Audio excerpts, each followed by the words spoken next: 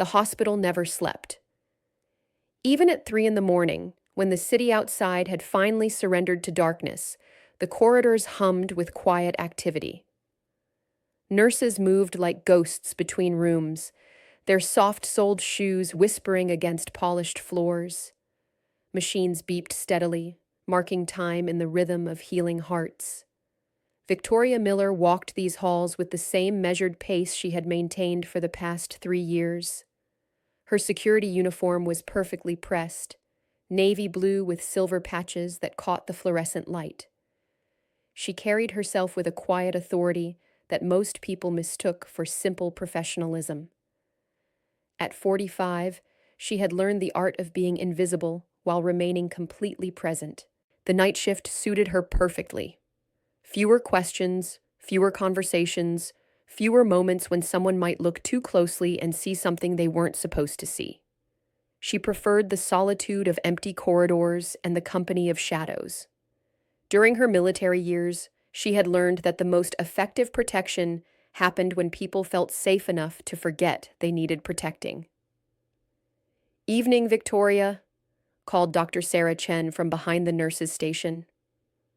The young resident was pulling another double shift, her dark hair escaping from its ponytail, exhaustion etched in the lines around her eyes.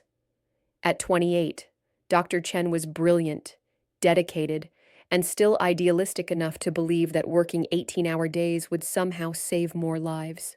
"Evening, doctor," Victoria replied with a nod, continuing her rounds. Her voice carried a slight rasp, earned through years of giving orders that were never questioned. The sound wasn't harsh, but it carried an undertone of authority that made people listen when she spoke. Dr. Chen watched her go, noting the way Victoria moved. There was something different about their security guard, something that set her apart from the others who had held the position before her. She walked like someone who expected trouble, but wasn't afraid of it. Her eyes constantly scanned, cataloging exits and entrances, watching for things that didn't belong. It was the kind of awareness that suggested experience with real danger, not just the possibility of it. The emergency room was unusually quiet for a Friday night. Usually, by this time, they would have seen at least 3 ambulances and a handful of walk-ins. Car accidents, domestic disputes, bar fights, overdoses. Friday nights brought out the worst in human behavior. Tonight, there were only 2 patients. An elderly man with chest pains who was stable and waiting for transport to cardiology, and a young mother whose toddler had spiked a fever that wouldn't break despite her desperate efforts with cool cloths and children's medication. Victoria completed her first round of the evening, checking every door, every window, every access point. It was a routine she had developed herself, more thorough than hospital policy required. She knew which doors squeaked, which lights flickered, which corners held too many shadows. She knew because knowing kept people safe, and keeping people safe had been her mission for most of her adult life. The main entrance doors were locked after visiting hours, accessible only by keycard or by buzzing the night receptionist. The employee entrance required both a keycard and a security code. The emergency room doors remained open, but they were monitored by cameras and positioned so that anyone entering had to pass directly by the security desk. The loading dock was secured with both electronic locks and physical barriers. Each of these access points had backup systems, redundant monitoring, and protocols for different types of emergencies. Victoria had memorized not just the official security procedures, but also the vulnerabilities that weren't covered in the manual. She knew which windows could be opened from the outside if someone knew the right technique. She knew which doors had electronic locks that could be bypassed with simple tools.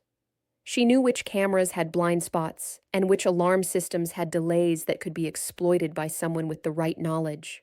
This wasn't paranoia. It was professional competence. In her previous work, understanding vulnerabilities had been the difference between successful operations and catastrophic failures. Here, it was the difference between a safe workplace and a dangerous one. In the break room, she poured herself black coffee from the pot that somehow never emptied, no matter how many cups the night staff consumed. The coffee was terrible, bitter, burnt, and strong enough to dissolve metal, but it was hot, and it contained caffeine. She had survived on worse during her years of government service, in places where coffee came from packets marked with expiration dates from previous decades. "You're early tonight," said Marcus Webb, the night maintenance supervisor. He was a good man, close to retirement, with grandchildren whose pictures covered his work cart. Marcus had been at the hospital for 15 years, long enough to see security guards come and go. Most lasted less than a year.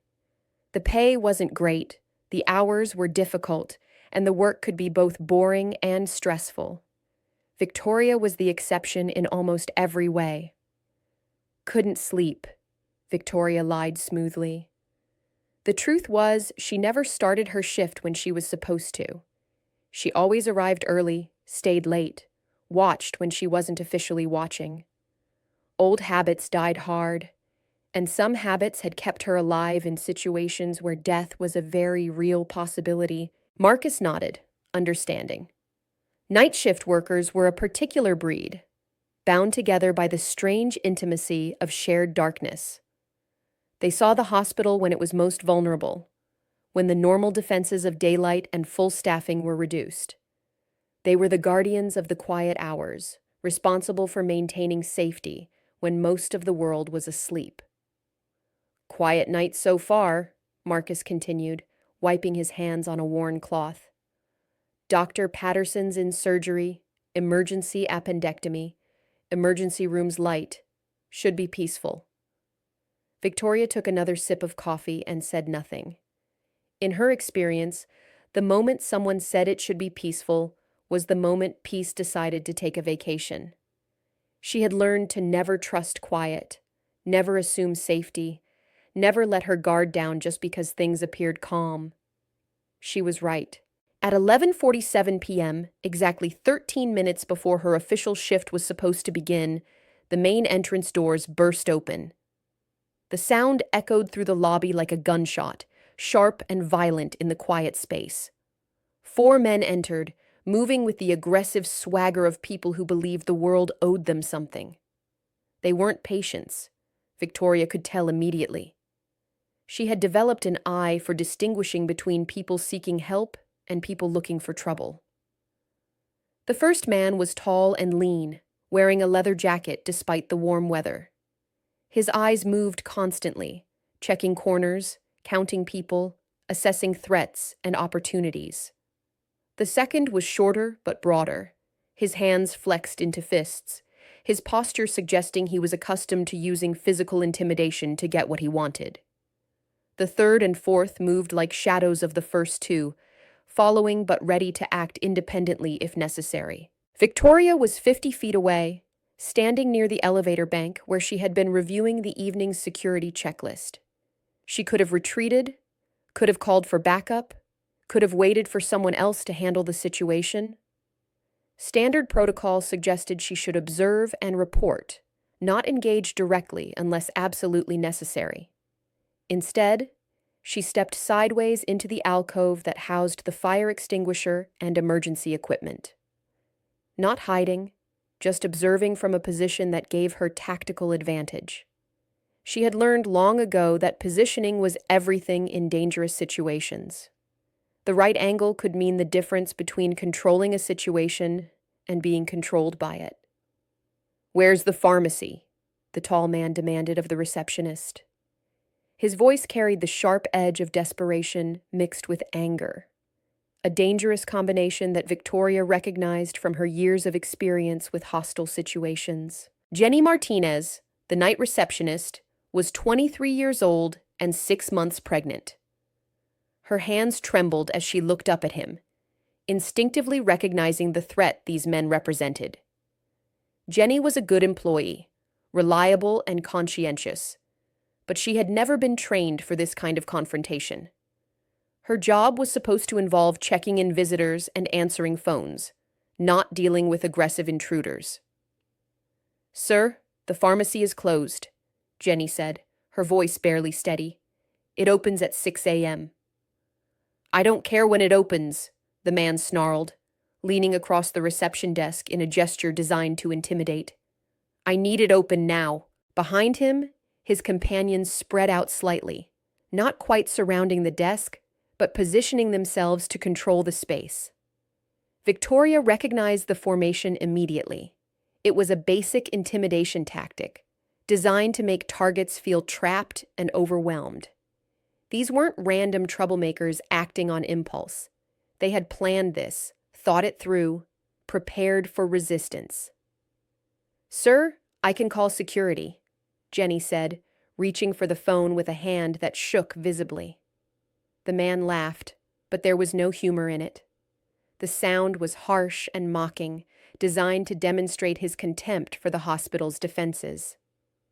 "Little girl, you think one old security guard is going to stop us?" That was when Victoria stepped out of the shadows. "Problem here?" she asked quietly. Her voice was calm, conversational, carrying no hint of the adrenaline that was already beginning to flow through her system. She had learned long ago that the first moments of a confrontation were crucial. How you presented yourself, how you spoke, how you positioned your body. All of these factors influenced whether a situation escalated or de-escalated. The tall man turned toward her, and his expression shifted from aggressive confidence to something approaching amusement. He saw exactly what he expected to see. A middle-aged woman in a security uniform, probably close to retirement, definitely not a threat. His assessment was both accurate and completely wrong. "Yeah, there's a problem," he said, his tone becoming more aggressive as he sized her up.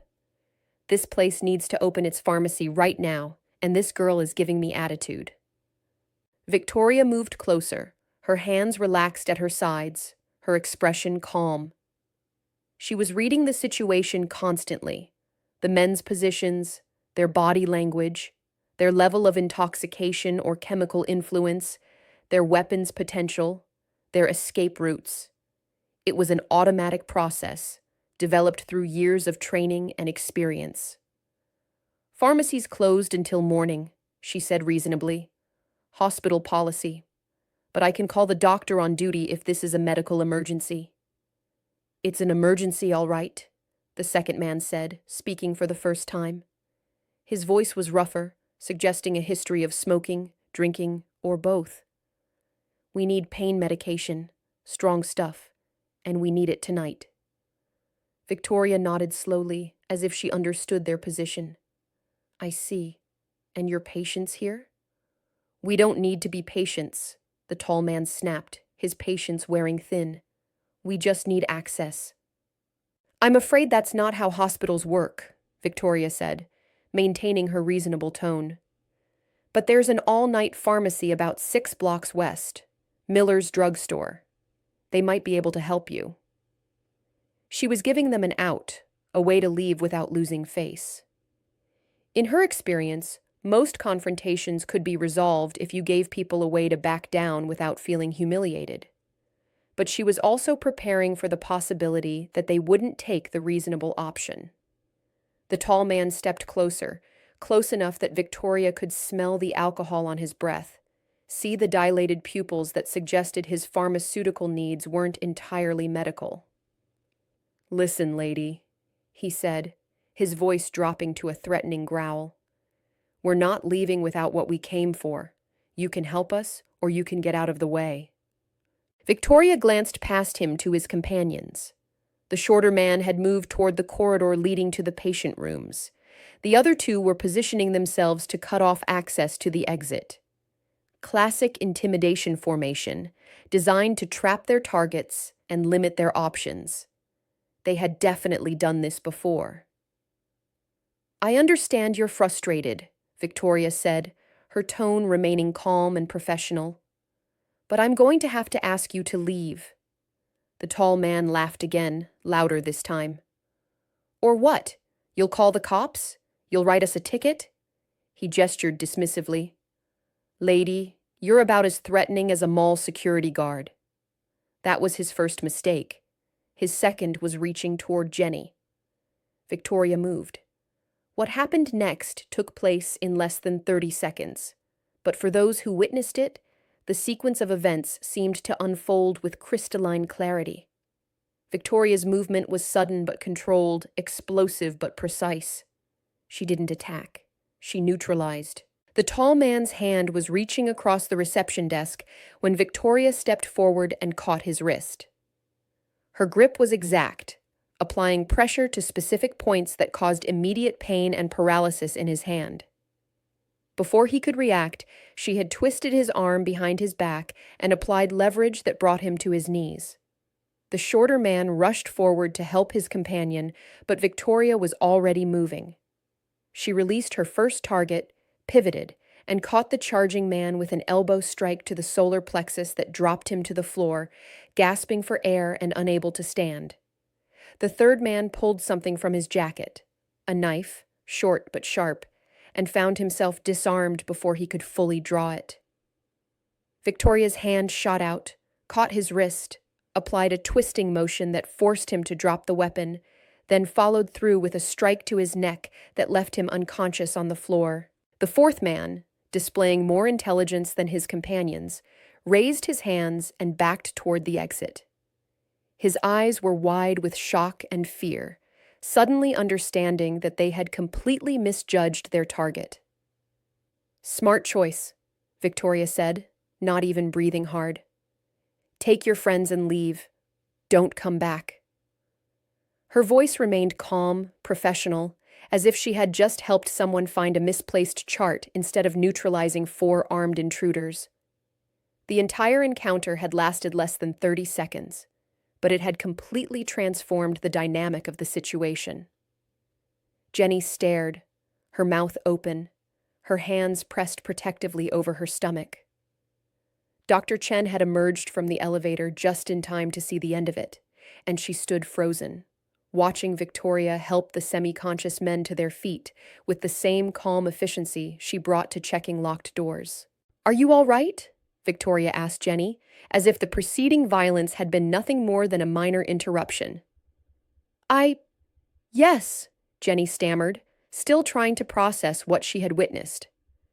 Where did you learn to do that?" Victoria was already reaching for her radio, following standard protocol despite the extraordinary circumstances. "Security to main desk. Need local police for an attempted pharmacy break-in. 4 suspects. No injuries." She paused, looking at Jenny with genuine concern. The young woman was clearly shaken, and Victoria's protective instincts extended to the emotional aftermath of dangerous situations. "You sure you're okay? Do you need to sit down?" "No, I'm fine," Jenny said, though she was clearly anything but fine. "But Victoria, what you just did—" "Part of the job," Victoria said simply. "Why don't you call Dr. Patterson? Let him know everything's secure." The 4 men were escorted out by local police 20 minutes later. The tall man needed stitches for a cut on his forehead. He had hit the floor harder than Victoria intended, but none of them required serious medical attention. More importantly, none of them seemed inclined to press charges or make complaints about excessive force. Police Detective Ray Morrison, who had responded to the call, was a 20-year veteran who had seen his share of security incidents. He approached Victoria as the last patrol car pulled away.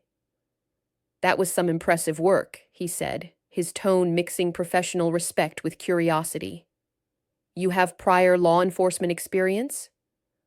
"Some military training," Victoria replied, keeping her answer vague. Morrison nodded, but his expression suggested he suspected there was more to the story. "Military police?" "Something like that."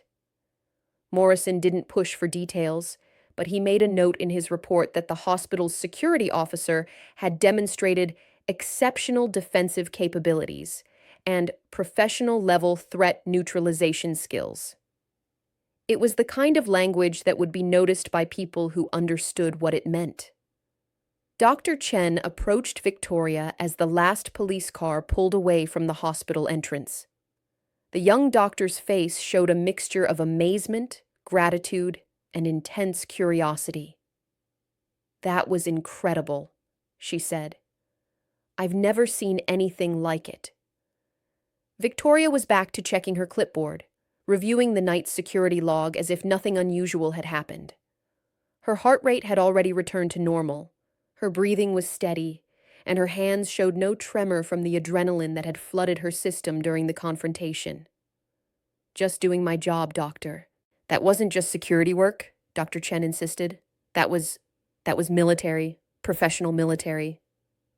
"Victoria," she said carefully, "what did you do before you worked here?" "Various things," Victoria replied. "Security, some government work." It was the kind of non-answer that confirmed everything, doctor. Chen suspected. People who gave vague responses about government work were usually people who had done things they couldn't discuss publicly. Over the next few days, word of the incident spread through the hospital with the speed that gossip always traveled in closed communities. Stories had a way of growing in the telling, but even the most conservative versions painted Victoria as something far beyond a typical security guard. Nurses who had worked with her for 3 years suddenly remembered small details they had previously overlooked. The way she positioned herself during shift changes, always where she could see every entrance. How she somehow always knew when someone didn't belong, often before they caused trouble. The fact that she had never called in sick, never been late, never seemed surprised by anything that happened in the hospital. Jenny Martinez, still shaken by her experience, found herself watching Victoria with new eyes. The quiet woman who had worked security for 3 years without incident had revealed herself to be someone with capabilities that seemed almost superhuman. Jenny began paying attention to details she had never noticed before. Victoria's daily routine was precise and methodical. She arrived exactly 15 minutes before her shift, used that time to review incident reports and security updates, then began her rounds at precisely the moment her shift officially started. She carried herself with perfect posture, her uniform was always immaculate, and her equipment was maintained in perfect condition. But beyond the professional details, there were personal habits that suggested a background in serious security work. Victoria never sat with her back to a door. She always positioned herself where she could see multiple exits. When she spoke on the radio, she used clear, concise language with a formal structure that sounded more like military communications than typical hospital security. Dr. Chen found herself watching Victoria more closely during their shared night shifts. Not suspiciously, but with growing curiosity about the woman who had single-handedly prevented what could have been a dangerous situation. "You said you did government work," Dr. Chen said one evening, sitting across from Victoria in the break room during their regular coffee break. "What kind of government work?" Victoria sipped her terrible coffee and considered the question. She had been expecting this conversation since the night of the incident. Dr. Chen was intelligent, observant, and came from a military family. It was inevitable that she would start asking questions. "Administrative," she said finally. "Nothing exciting." "For how long?" 22 years. 22 years was a military career. Dr. Chen knew because her father had served exactly 22 years before retiring. It was the minimum for full pension, the standard career length for someone who had made the military their life. "Must have been quite an adjustment," Dr. Chen said, "going from government work to hospital security." Victoria nodded. "Different pace, but the core mission is the same, which is keeping people safe." It was such a simple answer, but something in the way Victoria said, it made Dr. Chen believe that this woman had spent more than 2 decades doing exactly that, probably in ways that would never be discussed in hospital break rooms. "Victoria," Dr. Chen said carefully, "thank you for the other night." Jenny's been sleeping better knowing you're here." Victoria looked at her, and for the first time, her professional mask slipped just slightly. "That's all any of us can do," she said. "Watch out for each other." The following week brought an unexpected visitor to the hospital. Dr. Chen was reviewing patient charts when she noticed a man in a dark suit speaking quietly with the hospital administrator near the main entrance. He was tall, probably in his 50s, with graying hair and the kind of bearing that suggested military or law enforcement background. He carried himself with the same controlled awareness she had begun to recognize in Victoria, and when he glanced around the lobby, his eyes moved in the same systematic pattern. Exits first, people second, potential threats third. It was an automatic process, the kind of situational awareness that became second nature for people who had worked in dangerous environments. 20 minutes later, she saw him talking to Victoria near the elevator bank. Their conversation was brief, their body language familiar. Not romantic, but professional. Colleagues who had worked together before, who shared a common background and understood each other without needing to explain. Dr. Chen couldn't hear what they were saying, but she observed their interaction carefully. The man spoke quietly. Victoria listened attentively, then nodded once. He handed her something small, an envelope or a card, and then he was gone, disappearing into the evening as quietly as he had arrived. Victoria returned to her rounds, but something had changed. Her usual calm seemed deeper, more settled, as if a question had been answered or a concern addressed. That night, Dr. Chen worked up the courage to ask directly. "Friend of yours?" she said, gesturing toward the main entrance where the man had been. Victoria paused in organizing her security logs. "Former colleague." "From your government work?" Victoria looked up from her clipboard, and for just a moment, Dr. Chen saw something flicker in her eyes. Not fear, not anger, but a kind of recognition. The acknowledgement that someone had seen something they weren't supposed to see. "I don't know what you mean," Victoria said quietly.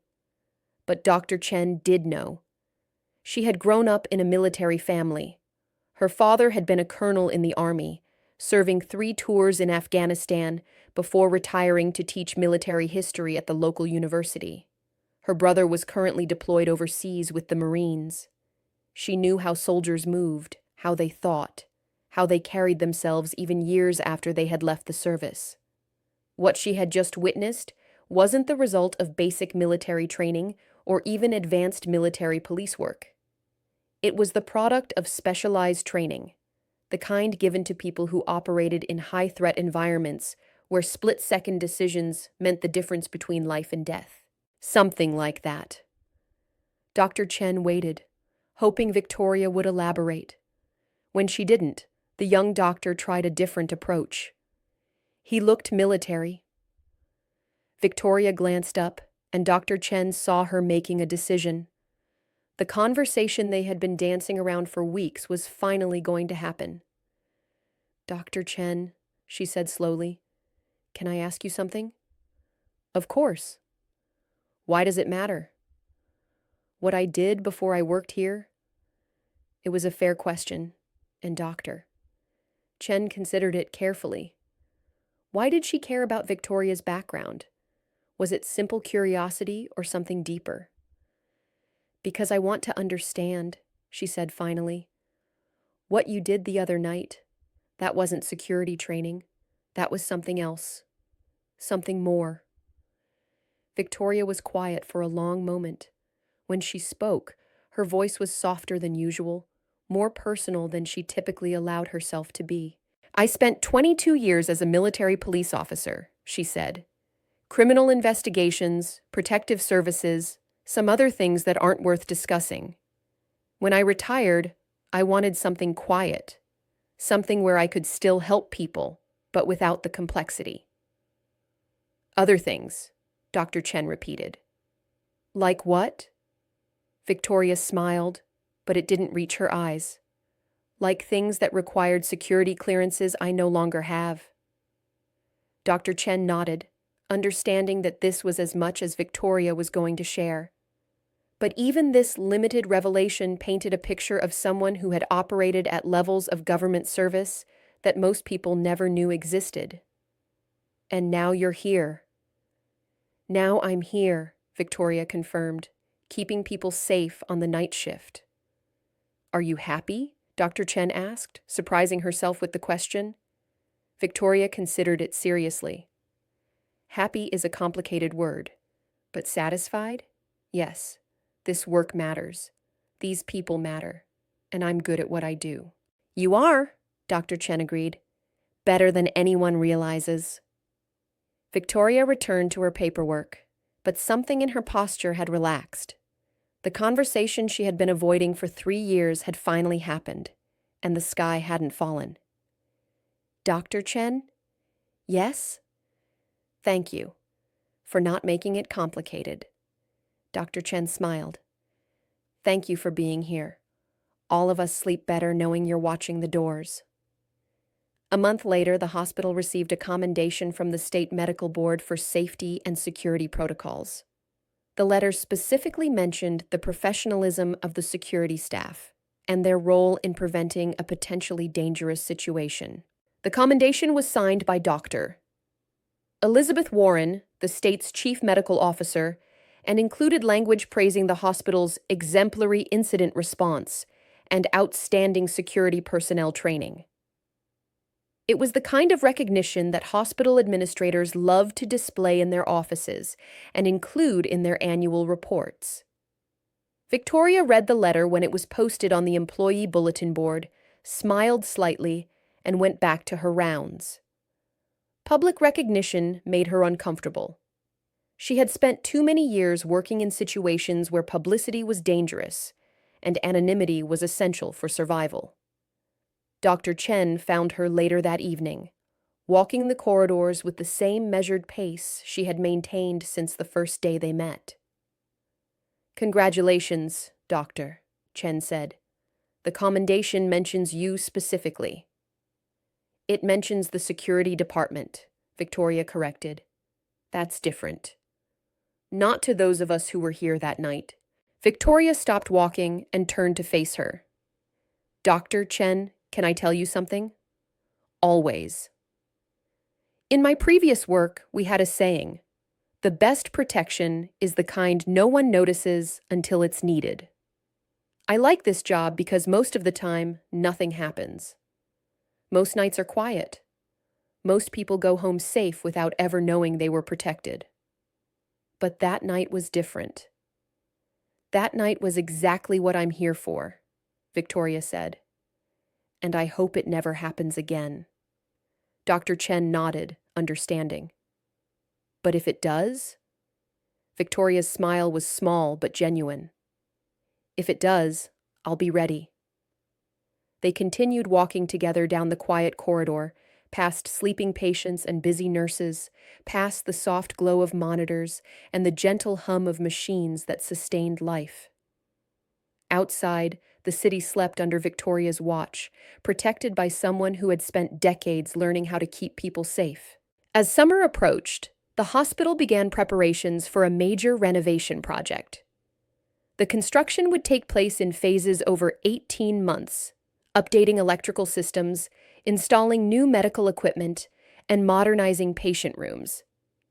It was the kind of large-scale project that created both opportunities and vulnerabilities. Victoria took a particular interest in the planning process, attending meetings that were normally reserved for administrative staff and department heads.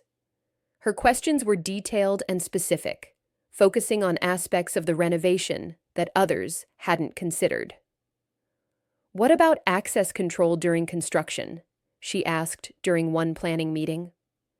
How do we ensure that construction workers don't have unrestricted access to patient areas? We'll issue temporary badges, replied the facilities manager. Same system we use for all contractors. What about background checks? Equipment screening? After-hours protocols?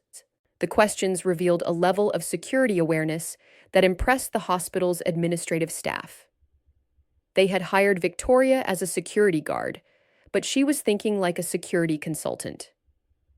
Dr. Patricia Harrison, the hospital's chief administrator, approached Victoria after the meeting. Dr. Harrison was a seasoned executive who had managed healthcare facilities for over 20 years, and she recognized competence when she saw it. "Those were excellent questions," she said. "Do you have experience with construction security?" "Some," Victoria replied. "Large projects create vulnerabilities that aren't always obvious." "Would you be willing to review our security protocols for the renovation? Provide recommendations?" Victoria hesitated. Taking on additional responsibilities would mean higher visibility, more attention, more questions about her background, but it would also mean better security for the hospital during a vulnerable period. "I'd be happy to help," she said finally. Over the next 2 weeks, Victoria prepared a comprehensive security assessment for the renovation project. Her report was 23 pages long, detailed and professional, covering everything from contractor screening procedures to emergency evacuation protocols during construction. Dr. Chen saw a copy of the report when Dr. Harrison shared it with department heads. The document read like something produced by a professional security consulting firm, not a hospital security guard. The recommendations were sophisticated, practical, and demonstrated a deep understanding of both security principles and construction logistics. "This is incredible," Dr. Chen said when she found Victoria that evening. "Where did you learn about construction security?" "Experience," Victoria replied. "I've worked in facilities that were being built, renovated, or modified while maintaining security operations." "Government facilities?" Victoria nodded. "Among others." Dr. Chen was beginning to understand that Victoria's government work had involved much more than simple administrative duties.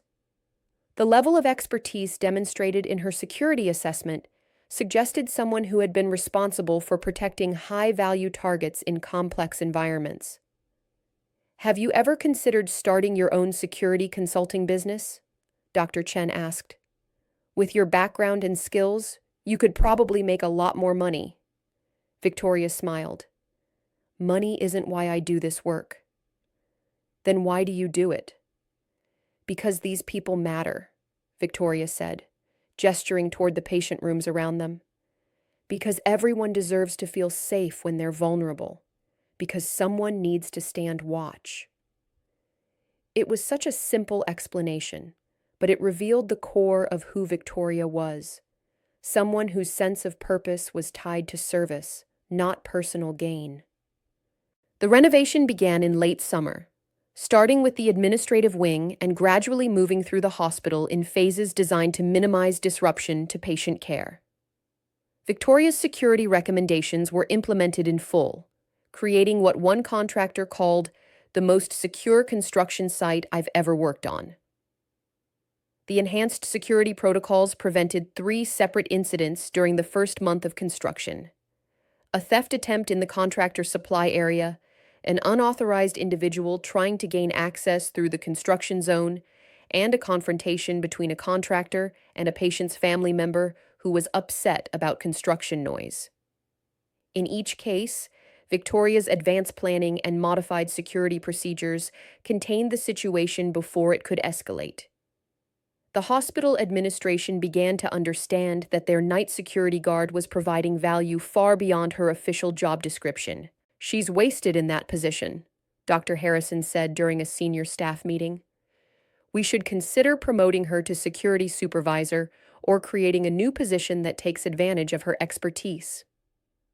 Dr. Chen, who attended the meeting as a department representative, supported the idea.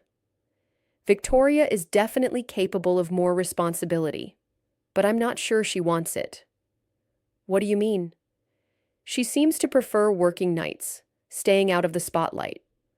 I think she chose this job specifically because it allows her to help people without drawing attention to herself." Dr. Harrison considered this insight.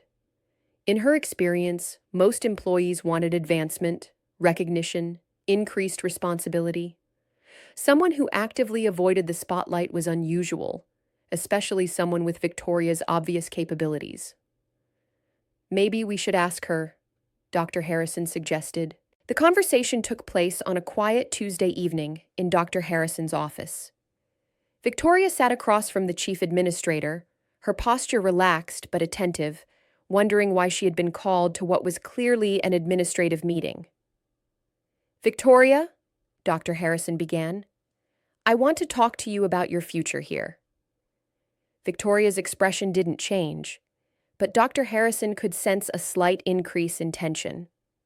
People who valued privacy and anonymity often became uncomfortable when supervisors wanted to discuss their future. Your work here has been exemplary, Doctor. Harrison continued. Not just your regular security duties, but your contributions to our renovation planning, your incident response, your overall professionalism. The board is considering creating a new position, Director of Security Operations, and we'd like to offer it to you. Victoria was quiet for a moment, considering the offer. A promotion would mean more money, more authority, more respect. It would also mean day shifts, meetings, reports, visibility, everything she had chosen hospital security to avoid. I'm honored by the offer, she said finally, but I'm happy where I am. The position would come with a significant salary increase, Dr. Harrison said. Better benefits, a more professional environment, opportunities for advancement. I understand, but I prefer the night shift. I like the work I'm doing now. Dr. Harrison studied her carefully. In her experience, people usually had specific reasons for turning down promotions. Financial obligations that made risk-taking impossible, family situations that required stable schedules, lack of confidence in their abilities to handle increased responsibility. Can you help me understand why? Most people would be excited about this kind of opportunity. Victoria considered how much to explain. Dr. Harrison, I've had positions with more responsibility, more authority, more complexity. I chose this job because it allows me to do work that matters without the complications that come with management roles. What kind of complications? Politics? Bureaucracy? Situations where the right decision for safety conflicts with the right decision for budgets or public relations. Dr. Harrison nodded, beginning to understand. Victoria was someone who had experienced the frustrations that came with senior positions in large organizations, where competing priorities often compromised effectiveness. What if we could structure the position to minimize those issues? Give you authority over security operations, but keep you out of administrative politics? Victoria smiled. With respect, Dr. Harrison, that's not how organizations work. Authority comes with accountability. Accountability comes with oversight, and oversight comes with politics. So you're not interested? I'm not interested in a promotion, Victoria clarified. But I'm very interested in continuing to do this job well. Dr. Harrison accepted Victoria's decision, though she remained puzzled by it. Later, she mentioned the conversation to Dr. Chen. She turned it down flat, Dr. Harrison said. Wasn't even tempted. It's like she's actively avoiding advancement. Maybe she's had enough advancement in previous jobs, Dr. Chen suggested. Maybe this is exactly where she wants to be. But why? She's clearly capable of much more. Dr. Chen thought about Victoria's background, the hints she had shared about her military service, the visitor who had come to speak with her months earlier. Maybe, Dr. Chen said carefully, she's already done much more, and now she wants to do something simple and meaningful. As autumn arrived, the hospital settled into a new routine with the ongoing construction. Victoria's enhanced security protocols had become standard procedure, and the staff had grown accustomed to the additional safety measures. The renovation was proceeding on schedule, and there had been no serious security incidents since the project began. Dr. Chen noticed that Victoria seemed more relaxed during this period, more willing to engage in conversation during their coffee breaks. The successful integration of her security recommendations had given her confidence that she could contribute meaningfully without compromising her preference for anonymity. "Do you miss it?" Dr. Chen asked one evening as they sat in the break room during a quiet period. "Miss what?" "Your previous work, the government job, whatever you did before this." Victoria considered the question seriously. "I miss some aspects of it. The sense of mission, the clarity of purpose, working with people who shared a common commitment to something larger than themselves." "But not enough to go back?" "Not enough to go back," Victoria confirmed. "That work took everything I had to give. This work lets me give what I can while still having a life outside of it." "What kind of life do you have outside of work?" It was a personal question, more personal than they usually got in their conversations. Victoria hesitated, then decided to answer. "Quiet," she said. "I have a small apartment, a few books, a garden on my balcony. I volunteer at the animal shelter on weekends. Nothing exciting, but it's mine." Dr. Chen smiled. "That sounds nice. Peaceful." "It is. For someone who spent 22 years in situations where peace was rare, it's exactly what I wanted." "What kind of situations?" Dr. Chen asked gently. Victoria was quiet for a long moment, staring into her coffee cup. When she spoke, her voice was softer than usual. "Situations where people's lives depended on decisions I made in split seconds. Places where the wrong choice meant someone didn't come home to their family. Environments where you couldn't trust anyone completely, and letting your guard down could get you killed." Dr. Chen absorbed this, understanding that Victoria was sharing something deeply personal. That must have been incredibly stressful. It was, but it was also meaningful. We were protecting things that mattered: people, facilities, operations that kept other people safe. The stress was worth it because the mission was clear. And now, Victoria looked up, meeting Dr. Chen's eyes. "Now the mission is just as clear, but the stress is manageable. I protect patients, staff, visitors, people who are vulnerable and need someone watching out for them. But I don't have to carry the weight of national security or classified operations. I can do good work and still sleep at night." Dr. Chen nodded, finally understanding why Victoria had chosen hospital security over more lucrative or prestigious options. She wasn't hiding from her past. She was applying the lessons of her past to a life that allowed her to serve without sacrificing her own well-being. Winter brought new challenges to the hospital. The renovation project had moved into the patient care areas, requiring more complex security protocols and closer coordination between construction crews and medical staff. Additionally, the holiday season typically brought an increase in both emergency room visits and security incidents. Victoria had prepared for both challenges. Her security assessments had anticipated the complications of construction in active patient areas, and she had developed additional protocols for the holiday period based on previous year's incident reports. The first test came on a snowy evening in December.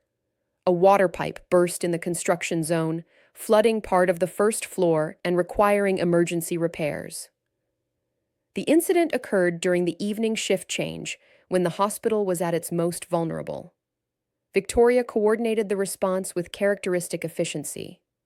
She secured the construction area to prevent unauthorized access, established alternative routes for staff and visitors, and maintained communication with both hospital administration and the emergency repair crew. What could have been a chaotic situation was managed smoothly, with minimal disruption to patient care. Dr. Morrison, the emergency room supervisor, approached Victoria after the incident was resolved.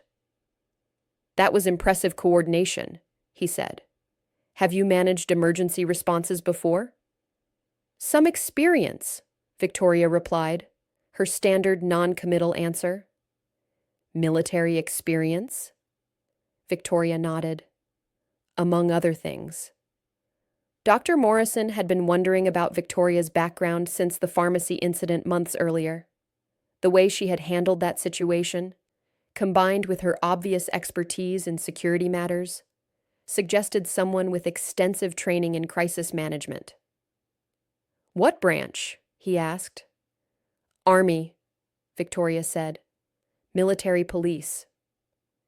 It was the most specific information about her service that she had shared with anyone at the hospital, and Dr. Morrison recognized it as a sign of growing trust.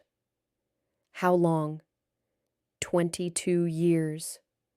Must have seen some action in that time. Victoria's expression grew more guarded. Enough. Dr. Morrison understood that he had reached the limit of what Victoria was willing to discuss. But even this brief exchange had confirmed his suspicions that their security guard was far more experienced than her job title suggested.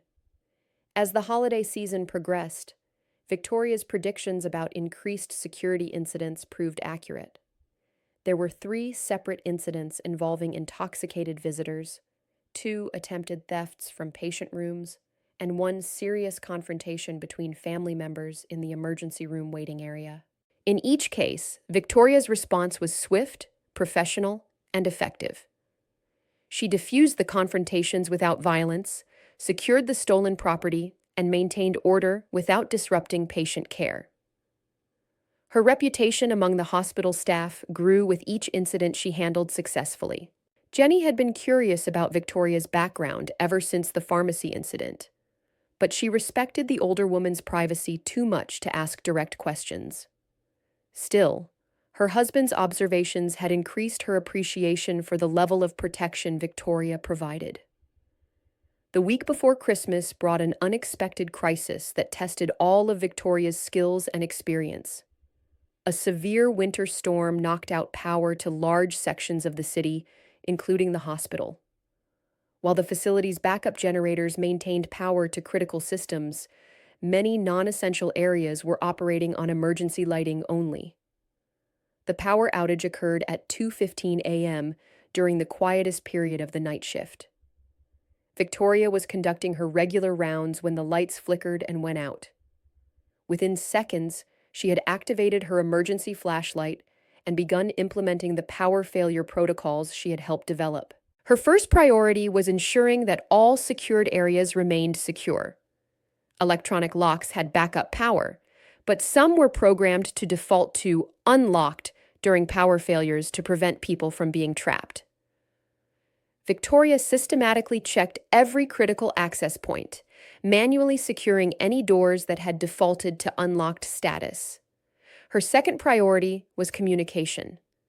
The hospital's communication systems had backup power, but cell phone coverage in the area was spotty due to tower damage from the storm. Victoria established radio contact with local emergency services and confirmed that the hospital's generators were functioning properly. Her third priority was crowd control. Power outages often created anxiety among patients and visitors, and people tended to congregate in common areas seeking information and reassurance. Victoria positioned herself in the main lobby, providing updates and maintaining order, while emergency technicians worked to assess the situation. Dr. Chen was on duty that night, working in the emergency room when the power failed. She made her way to the main lobby to check on the situation and found Victoria calmly managing what could have been a chaotic scene. "How long before power is restored?" Dr. Chen asked. "Unknown," Victoria replied. "City power is out across 3 districts. Could be several hours."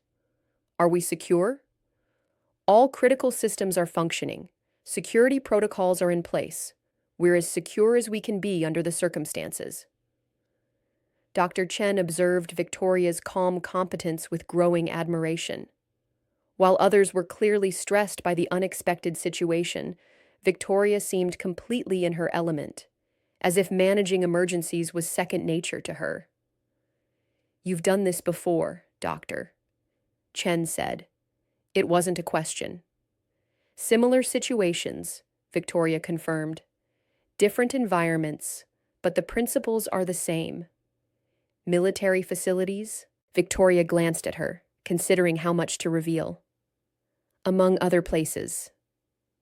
Power was restored 4 hours later, but Victoria's management of the crisis had made a lasting impression on everyone who witnessed it. Hospital administrators, medical staff, and support personnel had all seen her transform from a quiet security guard into a crisis manager with obvious expertise in emergency operations. Dr. Harrison, who had been called in during the power outage, approached Victoria as the situation was being resolved. "That was exceptional work," she said. "You managed a potentially dangerous situation with complete professionalism." "Just following protocols," Victoria replied. "Protocols you largely developed yourself," Dr. Harrison pointed out. "Victoria, I have to ask again. Are you sure you're not interested in a more senior position? What you did tonight demonstrated capabilities that we could really use in a leadership role." Victoria appreciated the recognition, but her answer remained the same. "I'm happy where I am, Dr. Harrison, but I'm glad I could help." Dr. Harrison accepted this gracefully, but she made a mental note to include Victoria's emergency management performance in her annual report to the hospital board. Whether Victoria wanted recognition or not, her contributions deserved to be documented. The new year brought changes to the hospital that would test Victoria's adaptability and challenge her preference for anonymity. The renovation project was nearing completion, but its success had attracted attention from other healthcare facilities interested in similar security upgrades. Dr. Harrison received calls from 3 other hospitals asking about their security consultant and requesting information about the protocols that had been so successful during the construction period. When she explained that the work had been done by their security guard, the callers expressed disbelief. "Your security guard developed a comprehensive security assessment for a major renovation project?" asked Dr. Robert Kim, administrator of City General Hospital. "What's her background?" "Military police," Dr. Harrison replied. 22 years of service." "That explains some of it, but this level of expertise suggests specialized training beyond standard military police work." These conversations reinforced Dr. Harrison's growing conviction that Victoria was significantly underutilized in her current position. But they also presented an opportunity to honor Victoria's preferences while still taking advantage of her expertise. "Victoria," Dr. Harrison said during their next meeting, "I've been thinking about our previous conversation." Victoria looked up from the security report she was reviewing, already anticipating another promotion offer. "I understand that you don't want a management position," Dr. Harrison continued. "But would you be interested in a consulting role? Other hospitals are asking about our security protocols, and I think there's an opportunity for you to share your expertise without taking on administrative responsibilities." Victoria considered this carefully. Consulting work would allow her to help other healthcare facilities improve their security while maintaining her primary job at the hospital. It would also provide additional income without requiring her to give up the work she enjoyed. "What would that involve?" she asked. "Security assessments for other hospitals, developing protocols, training their staff, troubleshooting problems. You could do it during your off hours as an independent contractor." "And I could continue working here?" "Absolutely. In fact, having you here would give you credibility with other facilities. You'd be consulting based on real-world experience, not just theoretical knowledge." Victoria smiled slightly. "That's an interesting proposal. Let me think about it." Over the next few days, Victoria considered Dr. Harrison's suggestion. Consulting work would mean more visibility, more interaction with strangers, more questions about her background. But it would also mean helping other healthcare facilities protect their patients and staff, extending her impact beyond a single hospital. The decision was made easier when she received an unexpected phone call.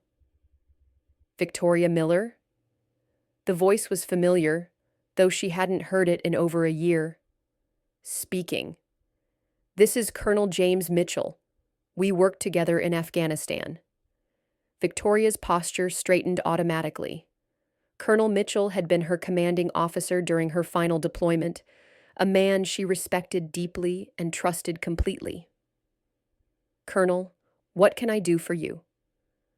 I heard about your work at the hospital. Word travels fast in our community. I'm calling because I have a proposition for you.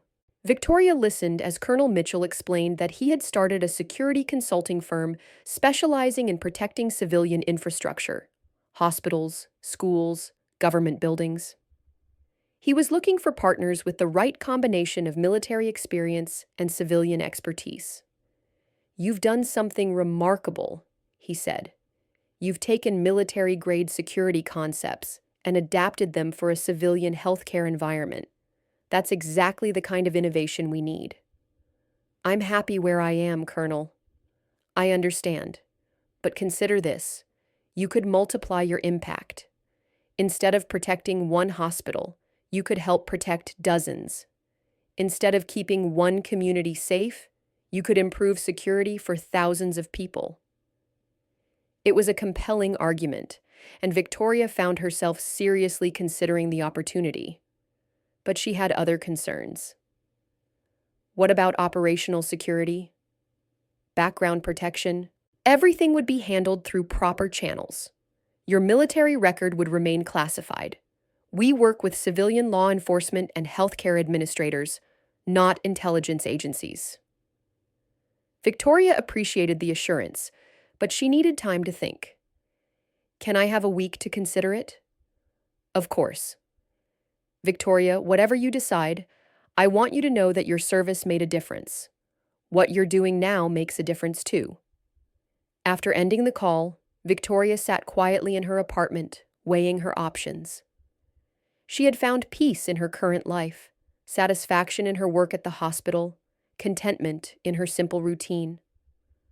But Colonel Mitchell's offer represented an opportunity to serve on a larger scale, to apply her skills and experience to protecting more people. She decided to discuss it with Dr. Chen. That's an incredible opportunity, Doctor, Chen said when Victoria explained the situation. Working with a former commanding officer, helping hospitals improve their security. It sounds perfect for you. But it would mean leaving here. Would it? Could you do both? Victoria hadn't considered that possibility. I don't know. It would depend on the scope of the consulting work. Have you talked to Dr. Harrison about it? Not yet. I wanted to think it through first. Dr. Chen leaned back in her chair, studying Victoria's expression. What are you afraid of? I'm not afraid, Victoria said automatically, then reconsidered. Actually, maybe I am. I'm afraid of losing what I've built here.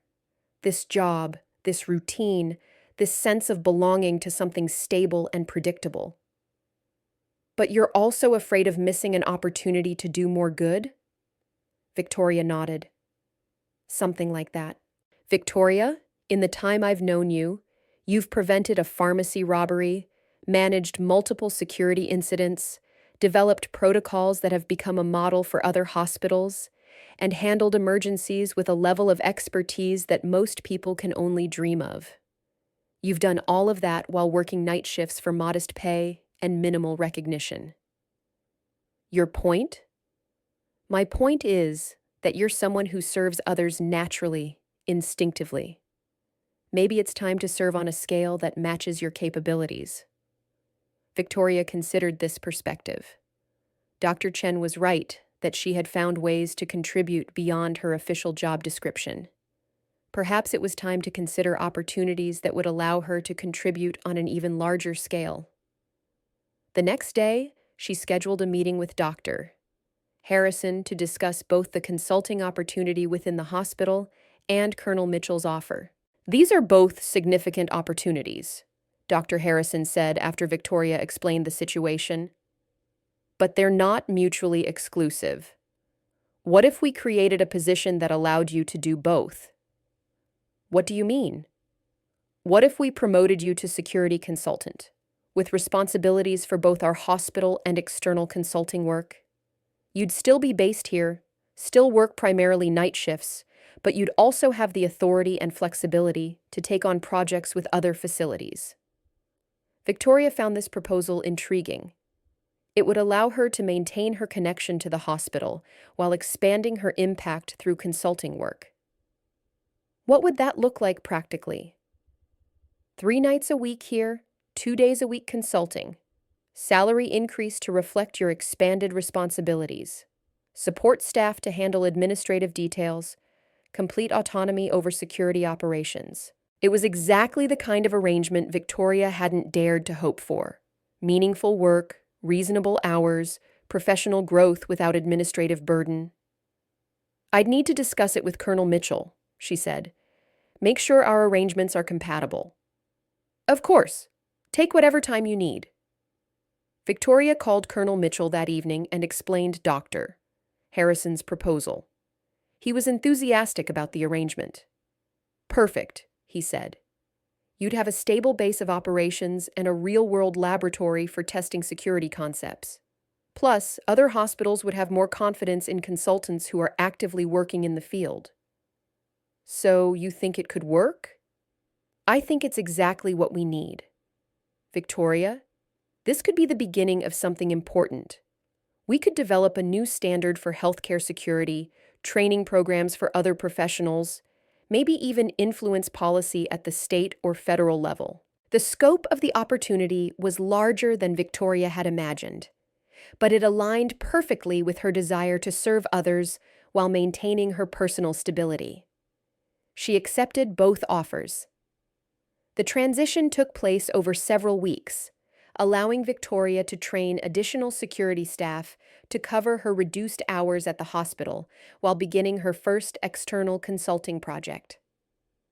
Her initial assignment was developing security protocols for a children's hospital in a neighboring city, work that felt deeply meaningful given the vulnerability of the patient population. Dr. Chen watched Victoria's transformation with admiration and a touch of sadness. She was proud of her friend's professional growth, but she would miss their regular conversations during quiet night shifts.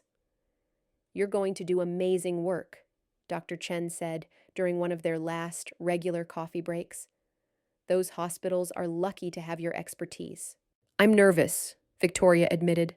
It's been a long time since I've had to prove myself in a new environment. You don't have to prove anything. You just have to be yourself. That's more than enough. Victoria smiled. Thank you for everything, for asking questions, for pushing me to think about my future, for being a friend. Thank you for showing me what real competence looks like, for demonstrating that the best protection often comes from the quietest people. On Victoria's first day as a consultant at Children's Medical Center, she arrived early and spent an hour walking through the facility, observing routines, noting potential vulnerabilities, and getting a feel for the environment. It was a process she had followed countless times in her military career. Understand the terrain before attempting to secure it. The hospital's current security was minimal. A single guard during day shifts, no security presence at night, and basic electronic systems that hadn't been updated in years. For a facility treating vulnerable children, the security gaps were concerning. Dr. Lisa Rodriguez, the hospital administrator, met with Victoria to discuss the security assessment. We've never had serious incidents, Dr. Rodriguez said, but we know we're not as secure as we should be. What prompted you to seek security consulting? Victoria asked. Honestly, we heard about the work you did during the renovation at City Medical. Word gets around in our field, and everyone was impressed by the thoroughness of your protocols. Victoria nodded, understanding that her reputation was preceding her in ways that both helped and complicated her work. What are your primary concerns? Access control, primarily. We have family members coming and going at all hours, delivery people, contractors, volunteers. It's hard to keep track of everyone. emergency procedures, basic evacuation plans, but nothing sophisticated. Staff training? Minimal. Most of our nurses and doctors have never thought about security as part of their job responsibilities. Victoria took notes as they talked, already forming a mental picture of the improvements needed. The Children's Hospital presented different challenges than City Medical: smaller facility, more emotional atmosphere, different types of visitors. But the basic principles of effective security remained the same. Over the next 2 weeks, Victoria conducted a comprehensive security assessment. She interviewed staff members, observed daily routines, tested existing systems, and identified potential vulnerabilities. Her final report was 37 pages long and covered everything from physical security upgrades to staff training programs. The recommendations were practical and cost-effective, designed to improve security without creating barriers that would interfere with patient care or family access. Victoria had learned that effective security in healthcare environments required balancing protection with accessibility, safety with compassion. Dr. Rodriguez was impressed by both the thoroughness of the assessment and the practicality of the recommendations. "This is exactly what we needed," she said. "Comprehensive, but realistic." "How soon can we begin implementation?" "That depends on your priorities and budget," Victoria replied. "We can phase the improvements over several months, starting with the most critical items." "What would you recommend as the first priority?" "Access control, installing card readers, training staff on visitor protocols, establishing clear procedures for after-hours access. These changes will have immediate impact without requiring major construction or significant expense." The implementation process took 3 months, during which Victoria spent 2 days a week at the Children's Hospital, overseeing installations, training staff, and refining procedures based on real-world experience. It was satisfying work that combined her technical expertise with her natural inclination to protect vulnerable people. The success of the Children's Hospital project led to additional consulting opportunities.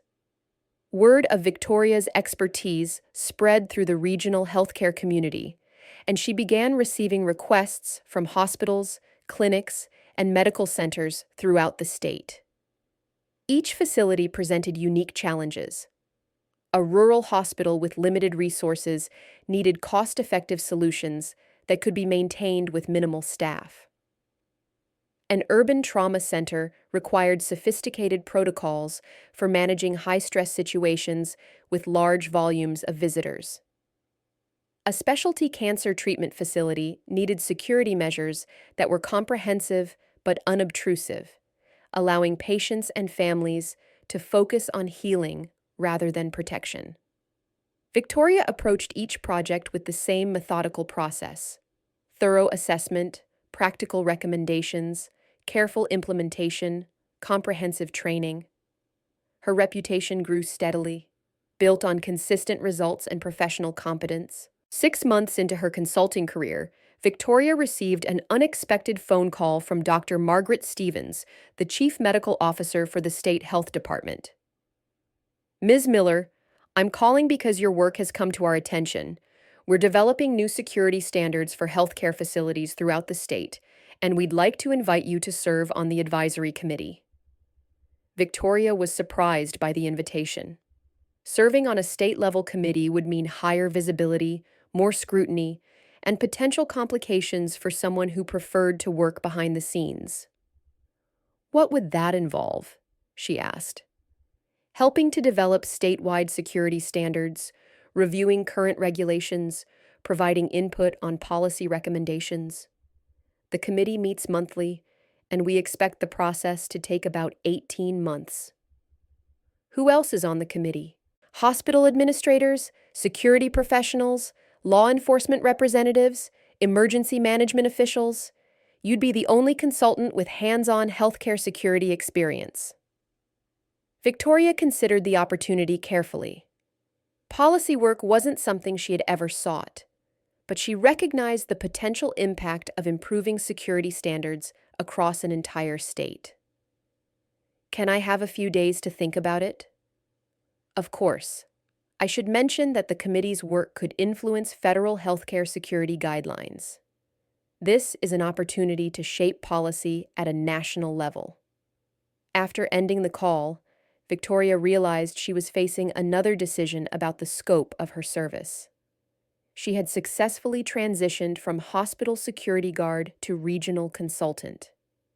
Now she was being invited to influence policy that could affect thousands of healthcare facilities and millions of patients. She discussed the opportunity with Dr. Chen during one of their periodic coffee meetings. "That's incredible," Dr. Chen said. "From hospital security to state policy advisor, you're going to have impact on a scale you never imagined." "I'm not sure I'm ready for that level of visibility." "Victoria, you've been preparing for this your entire career. Your military experience, your work here, your consulting projects, everything has been building toward opportunities like this." "But policy work is different. It's political, bureaucratic, complicated. It's also necessary. You've seen what effective security can accomplish in individual hospitals. Imagine if every hospital in the state had access to that level of protection." Dr. Chen was right, and Victoria knew it. Her resistance to the opportunity was based on comfort, not competence. She had the skills and experience needed to contribute meaningfully to policy development. She accepted the invitation. The first committee meeting took place in the state capitol, in a conference room filled with people Victoria didn't recognize, but who clearly knew her reputation. Introductions revealed an impressive group: retired military officers now working in civilian security, hospital administrators with decades of experience, emergency management professionals who had handled major disasters. "Ms. Miller," said Committee Chairman Robert Walsh, a former FBI agent who now worked in corporate security, "we're particularly interested in your perspective on practical implementation. Too often, security policies look good on paper, but don't work in real-world healthcare environments." "That's been my experience as well," Victoria replied. "Effective security requires balancing multiple priorities: patient care, family access, staff efficiency, cost control. Policies that ignore these realities tend to fail." Over the next several months, Victoria found herself becoming increasingly involved in the committee's work. Her practical experience provided a counterbalance to the theoretical approach favored by some members, and her ability to explain complex security concepts in simple terms made her a valuable contributor to policy discussions. The committee's work attracted attention from federal agencies interested in healthcare security issues. Department of Homeland Security representatives attended several meetings, seeking input on national security guidelines for medical facilities. "Ms. Miller," said DHS Assistant Director Patricia Cole during one meeting, "your work has been brought to our attention by several sources. We're developing federal guidelines for healthcare facility security, and we'd like to discuss the possibility of your consulting on that project."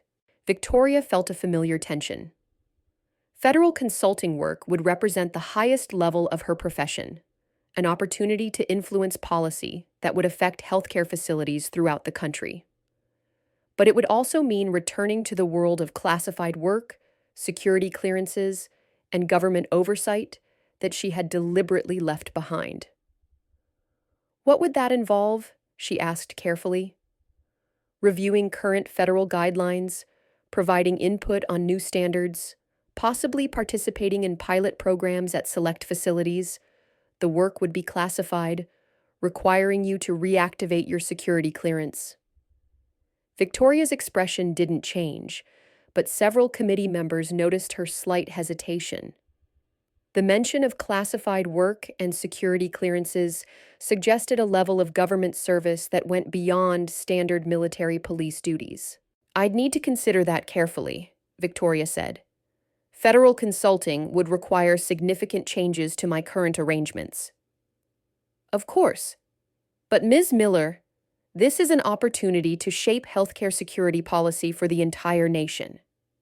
Your expertise could help protect millions of patients and healthcare workers. Victoria requested time to consider the offer, knowing that her decision would determine the direction of her career for years to come. Federal consulting would be the logical culmination of her professional development, but it would also represent a return to the high-stress, high-stakes environment she had worked to leave behind. That evening, she called Colonel Mitchell to discuss the opportunity. "That's a tremendous offer," he said. "Federal policy work is the highest level of our profession. You'd be helping to set standards that every hospital in the country would follow. But it would mean giving up the consulting work I've built, probably giving up my connection to City Medical, definitely giving up the life I've created." "Not necessarily. Federal consulting could be structured as part-time work, allowing you to maintain your other commitments. With a reactivated security clearance, you know that's not how it works." Colonel Mitchell was quiet for a moment. "Victoria, I understand your concerns, but consider this. You've already proven that you can make a difference at the individual hospital level, the regional level, and now the state level. Federal work would allow you to make a difference at the national level. At what cost? That's something only you can decide." Victoria spent the next week considering her options. She loved her current work.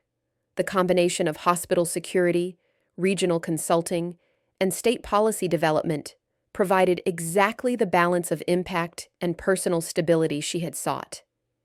Federal work would be more prestigious and more influential, but it would also require sacrifices she wasn't sure she was willing to make. The decision was clarified by an unexpected conversation with Jenny Martinez. "Victoria," Jenny said during one of Victoria's shifts at City Medical, "I wanted to thank you for something." "What's that?" "My husband Carlos is coming home next month. His deployment is ending early because of a security improvement at his base, new protocols that were developed based on healthcare facility security standards." Victoria looked puzzled. "I don't understand the connection."